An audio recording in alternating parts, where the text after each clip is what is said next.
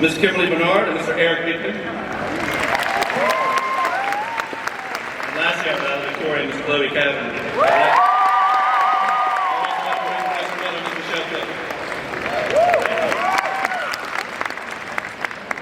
Class of 2024, you're my first official class as principal.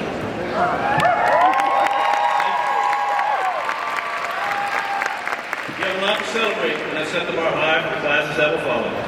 This class has been awarded more than $4.5 million in scholarships. You have contributed over 41,000 volunteer hours to the community. 48 have earned the recognition of cum laude, 50 have earned the recognition of magna cum laude, and 152 will be graduating with the honor of summa cum laude. Friends, family, faculty, and fellow graduates, as I look back and recall my high school experience, I remember my first impressions were seen through plastic dividers and Zoom calls. Words cannot explain the lack of indifference and motivation of estranged feelings as I walk the halls each day. I stand on stage 4 years later, so thankful to be given the opportunity to convey the amount of growth and success we have achieved over these past few years.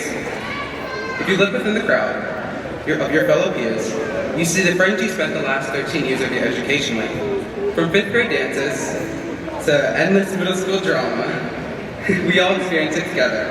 I'm so happy to be given the privilege to grow up alongside you all. Although high school is only fleeting years that will soon be a memory, that doesn't undermine the importance and impact we left on each other.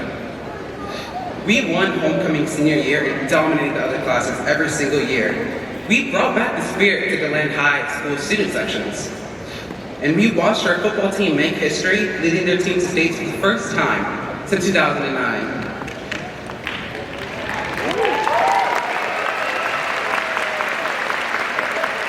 As proud I am of these accomplishments, I'm in awe of the community we've been able to build with each other. We really left our mark.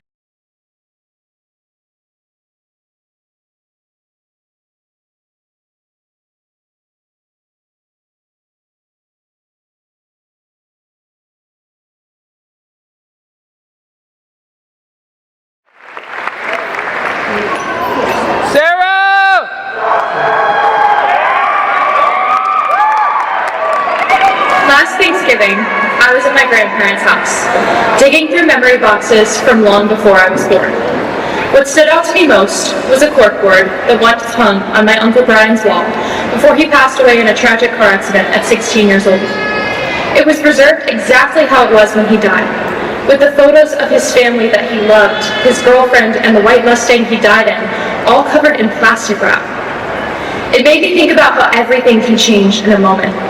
Everything we love and take for granted, everything that is so alive to us right now, could be wrapped in plastic tomorrow. I often catch myself worrying about how I'll look when I'm old, or dreading making decisions about college.